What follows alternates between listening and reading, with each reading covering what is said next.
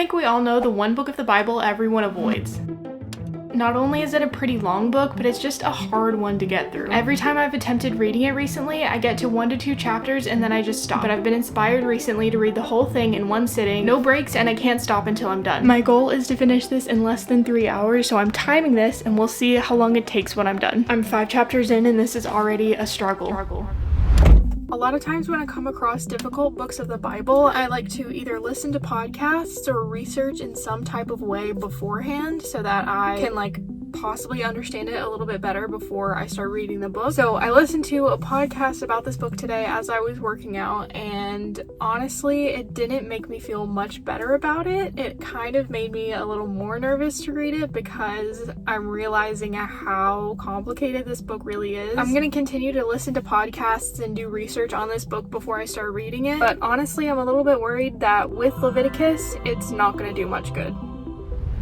Obviously, it's really slow and repetitive and hard to get through, but that to me isn't even the worst part. The worst part for me is something that happens a little later on in the book. So my goal right now is just to make sure that when I read Leviticus, I'm gonna understand what it means. So this was my first day researching Leviticus before actually starting reading it. I decided to bundle up and go take a walk while listening to the first of a series of podcasts I had found. It was really nice to walk, except it was super cold. I did learn a little bit more about it, but honestly at this point I didn't feel much better about reading the book yet. So Leviticus is essentially all about God recognizing how the people of Israel are super sinful, and it's basically him showing them a way that they can be forgiven for that, which means it's a lot about sacrifice and different types of offerings and what they can and can't eat, which is what I think makes this book so avoided. It's essentially a rule book for people in the past to follow. It doesn't really have to do with us anymore, which is why I think this book is so avoided. There's a grain offering, a sin offering, a guilt offering, peace offering, so many offerings. The worst part about this book for me is all the details of different laws these people had to follow and how ridiculous some of them are. And the entire time I was just imagining how much these people probably struggled trying to follow all of them. He first says that you can't eat any insects with wings.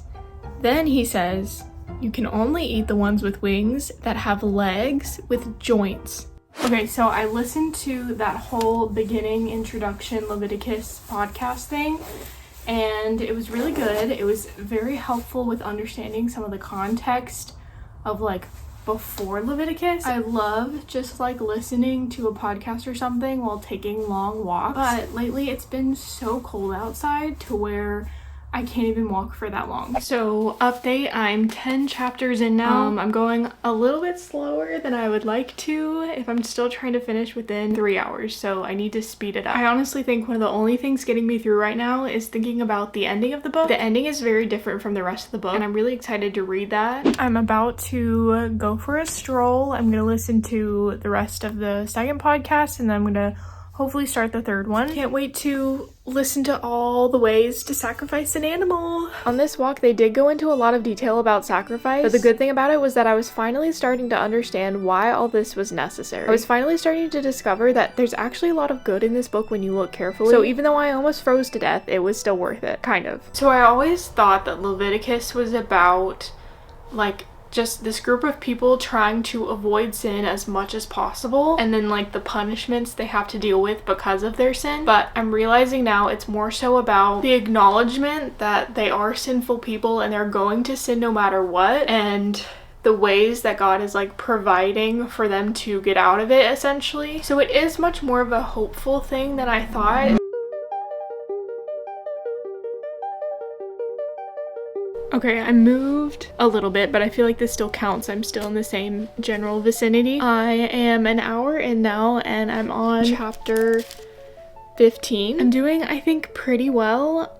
I thought I was really behind earlier, but now I think I'm not actually that behind. I think I'm pretty far ahead. The part that I'm really excited about is coming up. I think it's in chapter 16. From chapter 16 onward, it gets much more interesting, and towards the ending, it gets pretty wild, so I'm excited to read that part now that I kind of understand this book a little bit more. I'm officially on the last podcast. I'm super excited to listen to this one because if I remember correctly, the ending of this book is a little bit wild. I'm excited to hear what the podcast has to say about the ending of this book. The Day of Atonement, according to Leviticus, is a really important day because it's an annual event that represents the complete washing of all of Israel's sins, which is all done through Aaron, Moses' brother. He has to bring 2 different goats to this temple. He has to sacrifice one of them to God, and then the other one he lets free into the wilderness. And it seems to me, and I could be wrong, that it's like taking all the sins off of Israel, putting them onto this goat, and sending it out into the wilderness. But again, it's only temporary, so this big sacrifice has to happen over and over and over again. And I can't imagine being Aaron and knowing that all this work you're putting into this Day of Atonement will only last so long. And as more people start sinning again, he'll have to do this atonement all over again. I went outside earlier and tried to walk a little bit, but then I was just like, it's way too cold today, so I think I might just listen to this last one while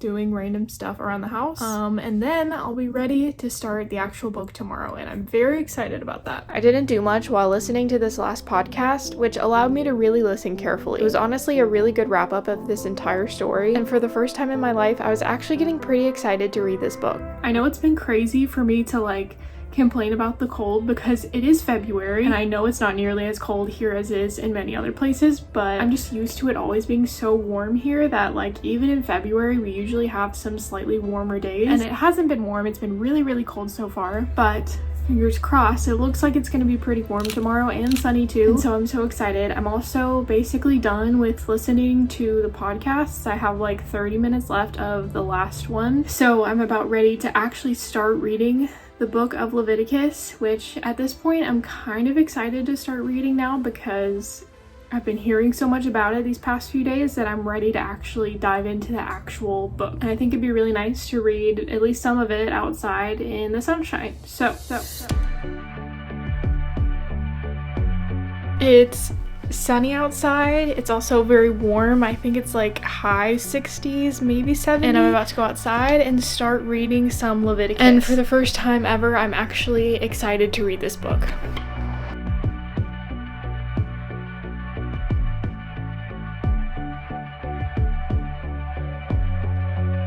I was so excited to just sit down in the sunshine and finally start reading this book. I was ready to understand all the complex sacrifices and offerings and see Jesus and all of it. I was honestly thinking that now this would be a thrilling book for me. And it was for maybe the first chapter until I came to a sad realization. I just finished reading a little bit of Leviticus outside. It was so nice out there. It wasn't too hot, but it wasn't too cold. The only issue was that I feel like my excitement for this book quickly went away when I started actually reading it, which is what I was trying to avoid so much from the beginning. It's just kind of hard to make yourself read something you don't really want to read.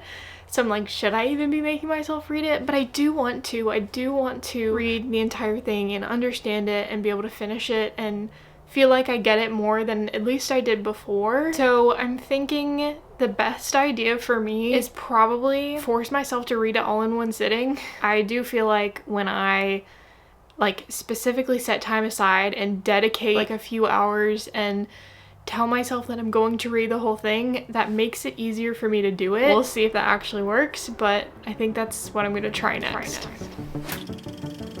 I think we all know the one book of the Bible everyone avoids.